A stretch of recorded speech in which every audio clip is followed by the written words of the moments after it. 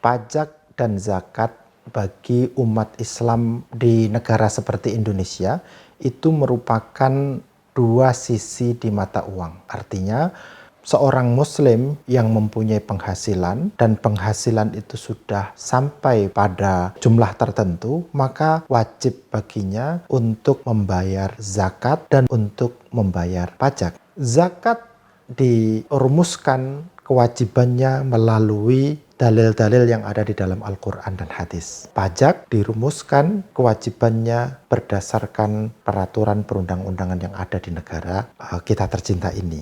Yang disebut kewajiban zakat itu disebut dasarnya adalah hukum syar'i. Sedangkan pajak dasarnya adalah hukum wad'i. Semuanya oleh ajaran agama Islam harus ditaati berdasarkan ayat Allah Subhanahu wa taala, a'udzubillahi minasyaitonir rajim, athi'ullah wa athi'ur rasul wa ulil amri minkum. Taatlah kalian kepada Allah, taatlah kepada Rasulnya, dan taat kepada ulil amri. Taat kepada Allah dan kepada Rasul itu mutlak dilakukan. Tapi ketika taat kepada ulil amri, hal yang perlu diperhatikan. Termasuk adalah terkait dengan masalah pajak. Pajak ini mengikat kewajibannya kepada umat Islam jika pajak itu berlaku adil. Artinya tidak memberatkan, tidak eksploitatif. Sehingga ketika ada ketentuan yang mewajibkan pajak itu memberatkan dan eksploitatif, tidak masuk dari sisi keadilannya, itu tidak termasuk kebijakan dari ulil amri yang bisa mengikat kepada umat Islam. Karena